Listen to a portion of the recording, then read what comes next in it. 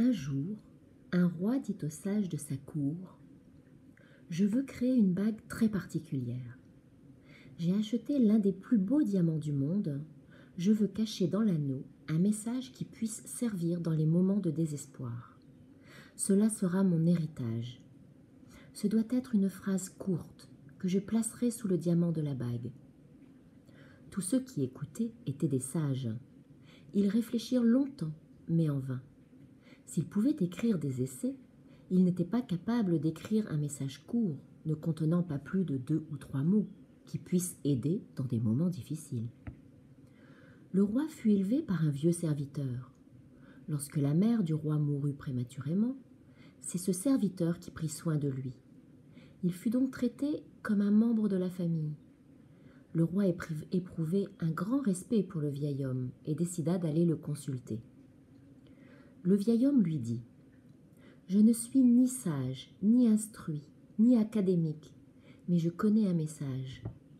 On me l'a transmis petit, et cela m'a beaucoup aidé durant ma vie au palais. » Le vieil homme écrivit quelque chose sur un morceau de papier, le plia et le tendit au roi.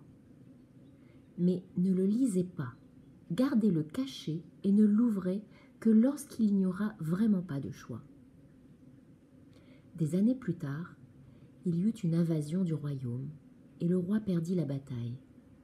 Il s'enfuit sur son cheval, mais ses ennemis le suivirent. Il était seul et les ennemis étaient nombreux. Il atteignit l'endroit où la route se terminait. Il n'y avait plus d'issue. Devant lui, un abîme donnant sur une vallée profonde. La chute serait fatale. Il ne pouvait pas revenir en arrière car les ennemis avaient traversé le chemin. Il pouvait entendre le bruit de leurs chevaux. Il n'y avait pas moyen de s'en sortir. C'est à ce moment qu'il se souvint de la bague. Il l'ouvrit, sortit le morceau de papier et lut le message court mais précieux. « Cela passera aussi. Cela passera aussi. » Lorsqu'il lut le message, il sentit un grand silence l'envelopper. Les ennemis qui le poursuivaient s'étaient peut-être perdus dans la forêt, ou bien étaient-ils partis dans la mauvaise direction? On n'entendait plus les chevaux. Le roi fut reconnaissant envers le serviteur. Ses mots étaient merveilleux. Il plia le morceau de papier et le remit sous la bague en diamant. Il rassembla son armée dispersée et rentra au royaume. Il retourna au palais avec un sentiment de triomphe. On lui organisa une grande fête avec chants et danses. Il se sentait très bien. Le vieux domestique se tenait à côté de lui et lui dit: « Ce moment est aussi approprié. Regardez à nouveau le message, mon roi. » Le roi dit: « Mais je viens de gagner. Les gens célèbrent mon retour. Je ne suis pas désespéré. Je ne suis pas dans une impasse. » Et le vieux serviteur dit: « Écoutez-moi. Ce message est utile lorsque vous êtes battu, mais également lorsque vous gagnez. » Le roi ouvrit la bague et lut le message. « Cela passera aussi.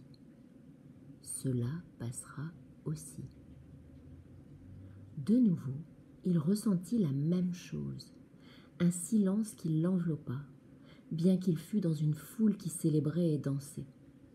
Sa fierté et son ego disparurent. Le roi avait compris le message. Il était éclairé. Puis le vieil homme dit: « Vous souvenez de tout ce qui vous est arrivé dans votre vie? Rien ni aucune émotion ne sont fixes.